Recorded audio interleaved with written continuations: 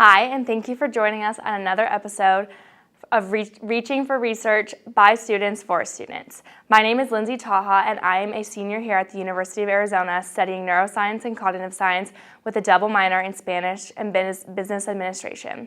I am also a public affairs student assistant here at the Bio5 Institute. Today I am joined with another UA student, Hasina Sheer. Please introduce yourself. Hi guys, as Lindsay said, my name is Hasina Sheer. I'm currently a senior in biomedical engineering with a minor in mathematics, and I currently work in Dr. Barton's tissue optics lab. Great. How is it working in Dr. Barton's lab? I really enjoy working in her lab. She's been a phenomenal mentor to me, definitely one of the best I've had at the University of Arizona, and it really gives me a wide set of skills I can use in industry. Nice. On her website, she's got a variety of different research studies and technologies going on. Which one are you specifically involved in? So I've definitely had experience with quite a few of the different kinds of imaging we've had just because it's an awesome lab, so I get to rotate. But specifically, I've been involved with multiphoton imaging, so, also 2-photon, and so the various kinds of imaging for her patented philiposcope. That's really interesting. What led you to pursue research in ovarian cancer and early detection? So the way that I kind of got into Dr. Barton's lab is a little convoluted. I was originally in Dr. Yoon's biosensors lab, and after I got into the undergraduate biology research program, or UBIRP, I didn't have secure funding for the summer, so I kind of scrambled to get into a different lab. And I'd actually reached out to Dr. Barton my freshman year, and she advised me not to do research my first year, which I actually am very grateful for. And that kind of gave me an in to interview with her and get to where I am today. Nice. Well, congratulations on that acceptance. You work mainly on the data analysis portion of the nonlinear analysis of collagen in murine ovarian samples. What was the biggest challenge when performing this analysis, and could you tell us a little bit about that? Of course. So that was actually my main project last summer when I did UBIRP. Before I did my murine ovarian one, I actually worked on a colon cancer one where we were looking at using the same technique, which is SHG, which stands for second harmonic generation, which is just a type of nonlinear imaging, looking at collagen. So collagen is a very important structural protein in your body, and it can actually potentially map out where cancer is going. So that's specifically why we're looking at collagen and using SHG to do it, because collagen is also nonlinear. So when we're looking at this, we don't have to have a dye or any kind of fluorescent imaging to look directly at the collagen. So the biggest challenge was for the colon cancer set, I would say the fact that the images were stacks. So I hadn't worked with MATLAB too much before coming into the lab, and I kind of had to come in and develop a completely new program going through each of these images.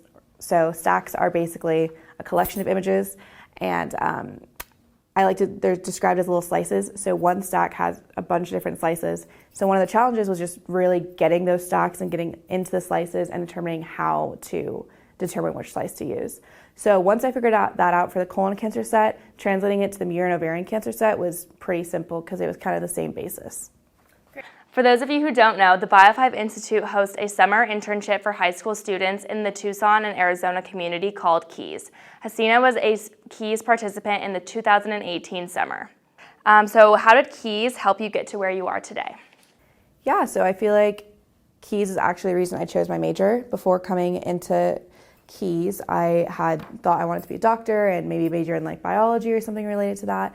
But after KEYS, I was placed in Dr. D.K. Kang's lab, where he is a biomedical engineer, and seeing what he does with low-cost base confocal microscopy really inspired me. I've always known that I wanted to help developing countries, but I didn't really know my place or where I was at, and seeing DK's work has just been so inspiring, taking his device and actually putting it into use. So I feel like KEYS actually gave me that range of, okay, this is what I want to do. It's also, I remember requesting a dry lab when I was in my interview because I actually had wet lab experience from high school. So it was really great that before I even got to college, I had a wide range of research experience and kind of knew where I wanted to go. Yeah, that is great. Could you explain the difference between a dry lab and a wet lab for some of our viewers who may not know?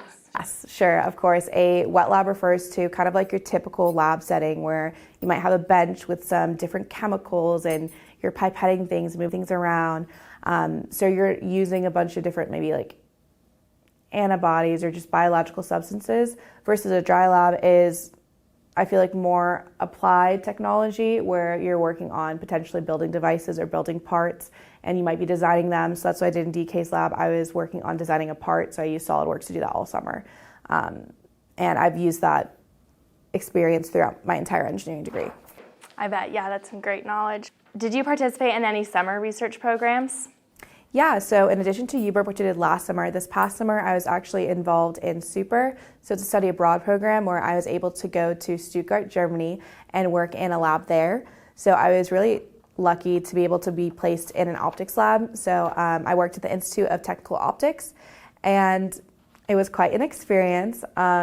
Here, the work I do is also lots of biomedical applications, and I can kind of figure out my way through the optics, where versus over there, I was kind of just thrown into an optics lab and expected to survive. So it was definitely a lot of fun. I used a lot of the knowledge I used here, and then just like my general trial and error instincts to get through that. I was able to build my own optical design system and have it operating by the time I left. And I also got to experience traveling throughout Germany and other parts of Europe as well. That's great. I was just about to ask if you did any traveling while you were over there. Did you have to speak the language? No, for SUPER you didn't. Everyone at the ITO knew English, so that was really awesome, and one of the reasons that I was happy doing it, because I didn't have to take any time away from my research, and I was able to just dive directly in. Great. Apart from research and science, what are some of your interests, hobbies, and what do you do to de-stress? Sure, interests and hobbies. I definitely enjoy rock climbing. It's been something I've been getting back into since coming to U of A. So I like to go to Rocks and Ropes where I top rope with my friends. I've recently got certified to lead belay, which is pretty fun. And I actually go outside on Mount Lemmon as much as possible, as much as time permits. So that's definitely a big one. And then I actually live with my brother here and my sister's in Tucson as well. So spending time with family and friends and that kind of stuff. Yes, that's great. If you could say something to your 16-year-old self, what would you tell her? I would tell her to slow down, enjoy what's going on, and I feel like throughout college I've really reaffirmed the belief that like everything happens for a reason and you're going to end up where you're supposed to be. And I feel like when I was 16 I like 25% believed that, and I would just go back and say to 100% just believe in the path and that you will end up where you're supposed to be, even if it seems blurry at the moment. Yeah, that's great advice. I think all of us students could attest to that. Last question, do you have any postgraduate plans, or do you know what you're going to do after the current program that you're in? Sure, so I hope to get into a job search pretty soon here to go into industry, hopefully in a diagnostic medical imaging company or something along those lines. But yeah, so hopefully industry once I graduate in May. Thank you, Hasina, for letting us interview you. And thank you all again for watching, and be sure to check out the other content on our page. Also, please make sure to follow us on Instagram, LinkedIn, Facebook, and Twitter.